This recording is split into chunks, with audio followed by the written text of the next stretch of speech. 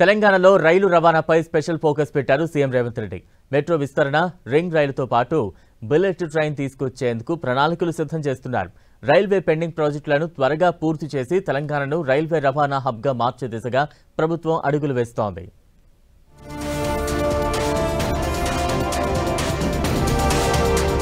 తెలంగాణలో పబ్లిక్ రవాణా వ్యవస్థలో మార్పులకు ప్రభుత్వం శ్రీకారం చుట్టింది.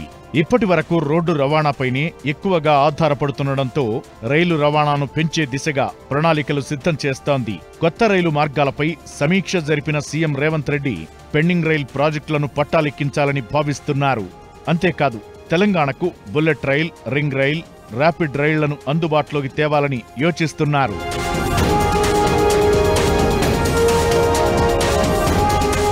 హైదరాబాద్లో మెట్రోను మరింత విస్తరించాలని చూస్తున్న ప్రభుత్వం నగరం నలుమూలలకు అందుబాటులోకి తెచ్చే యోచనలో ఉంది.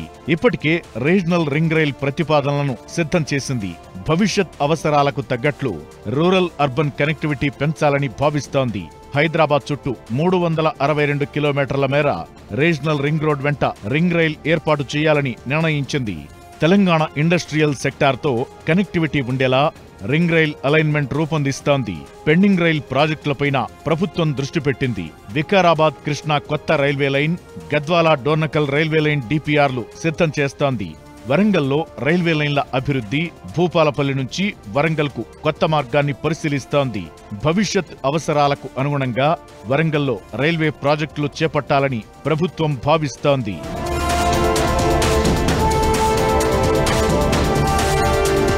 తెలంగాణకు బుల్లెట్ రైల్ తీసుకురావాలని సీఎం రేవంత్ రెడ్డి భావిస్తున్నారు. శంషాబాద్ ఎయిర్పోర్ట్ నుంచి చెన్నై వరకు బుల్లెట్ ట్రైన్ కోసం కొత్త రైల్వే కనెక్టివిటీ పరిశీలించాలని అధికారులకు సూచించారు. దీంతో పాటు ఫ్యూచర్ సిటీ నుంచి అమరావతి మీదుగా బందర్ పోర్టు వరకు ర్యాపిడ్ రైలును అందుబాటులోకి తేనున్నారు. రాష్ట్ర పునర్విభజన చట్టం ప్రకారం హైదరాబాద్ నుంచి అమరావతికి ర్యాపిడ్ రైల్, రోడ్డు కనెక్టివిటీ ప్రాజెక్టును కేంద్రం అమలు చేయాల్సి ఉంది. మొత్తానికి రైలు రవాణా విస్తరణతో తెలంగాణ ఇండస్ట్రీ, టూరిజం, ఆర్థిక వృద్ధికి బిగ్ బూస్ట్ గా మారనుందని భావిస్తున్నారు.